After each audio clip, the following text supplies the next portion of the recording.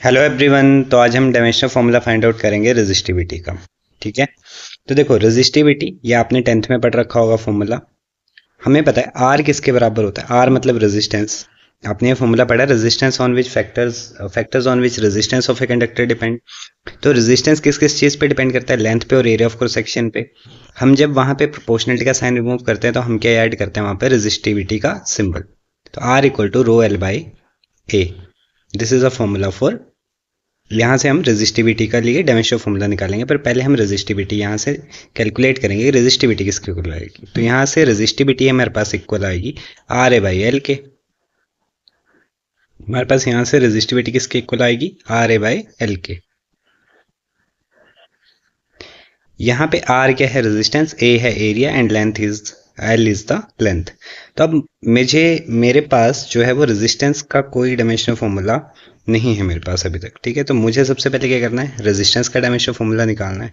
तो हमें Ohm's law के अकॉर्डिंग पता है कि V इक्वल टू क्या होता है? आई आर होता है। तो यहाँ से R किसके बराबर आ जाएगा? V divided by I. तो अब मेरे पास करंट का डायमेंशनल फॉर्मूला तो मुझे पता है, ये फंडामेंटल फिजिकल क्वांटिटी, तो इसका डायमेंशनल फॉर्मूला क्या है? एम्पेयर। लेकिन पोटेंशियल का डायमेंशनल फॉर्मूला हमें फिर से नहीं पता है, तो हमें क्या करना पड़ेगा? पोटेंशियल का डायमेंशनल फॉर्मूला कैलकुलेट करना पड़ेगा।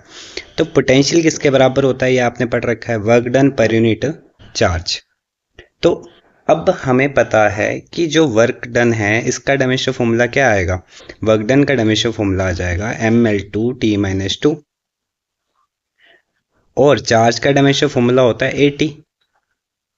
अगर आपको पता नहीं है कि चार्ज का डायमेंशनल फॉर्मूला कैसे निकालते हैं तो मैं यहाँ बता देता हूँ। देखो हमें पता है I equal to Q by T. तो यहाँ से चार्ज किसके इक्वल आ जाएगा? करंट इनटू टाइम के। करंट का डायमेंशनल फॉर्मूला होता है ए और टाइम का डायमेंशनल फॉर्मूला होता है टी। तो चार्ज का जो डायमेंशनल फॉर्मूला होता है वो होता है ए टी। तो चार्ज का डायमेंशनल फॉर्मूला हम यहाँ पे पुट कर रहे हैं, तो दैट इज 18। नाउ अब यहाँ से अगर हम पोटेंशियल का डायमेंशनल फॉर्मूला देखें तो पोटेंशियल का डायमेंशनल फॉर्मूला क्या बनेगा हमारे पास? देखो एम एल टू टी की पावर -2 -1 और ए की पावर -1। तो ये हमारे पास क्या बनेगा?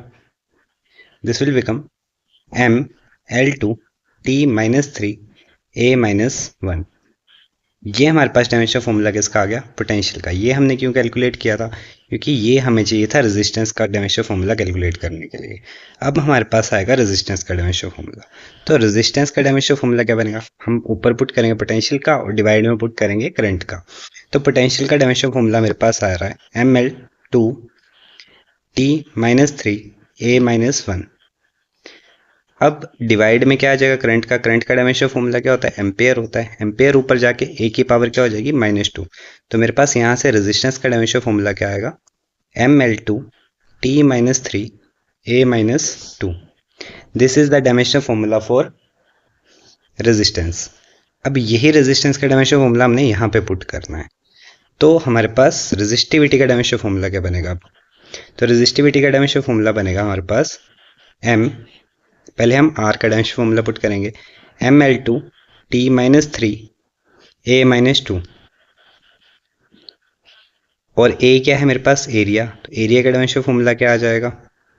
एल की पावर 2 डिवाइड में क्या आ जाएगा मेरे पास यहाँ पे? लेंथ। लेंथ का डायमेंशनल फॉर्मूला होता है एल। अब हम क्या करेंगे? देखो हमें पता है कि ये वाली लेंथ और ये वाली लेंथ कट जाएगी तो ऊपर बचेगा सिर्फ एल।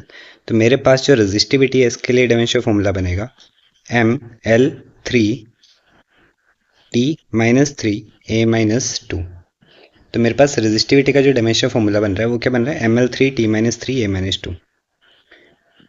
एक बार फिर से देखते हैं क्या किया हमने। देखो हमें निकालना था रेजिस्टिविटी का डायमेंशनल फॉर्मूला। हमारे पास क्वेश्चन था find the dimensional formula of resistivity.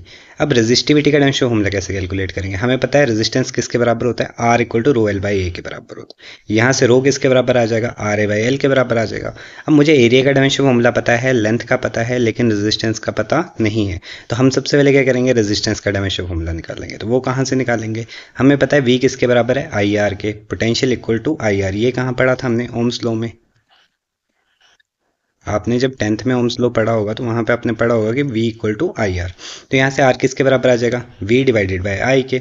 अब मेरे पास पोटेंशियल का डायमेंशन फॉर्मूला नहीं था, करंट तो मेरे पास फंडामेंटल फिजिकल क्वांटिटी है, तो करंट का डायमेंशन फॉर्मूला तो हमें पता है क्या होता है, A होता है। लेकिन हमारे पास पोटेंशियल का कोई डायमेंशन फॉर्मूला नहीं था, तो अब हम क्या करेंगे, पोटेंशियल का डायमेंशन फॉर्मूला निकालेंगे। तो पोटेंशियल निकालने का फॉर्मूला क्या होता है, work done per unit charge.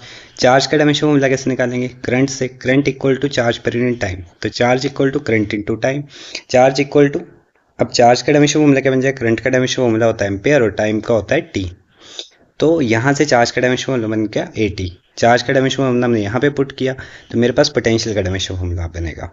Work का हमें पता है M L two T minus two, charge का होता है ए टी, तो इसको सॉल्व करके हमारे पास पोटेंशियल का डायमेंशन फॉर्मूला आ गया, that is M L two T minus three A minus one.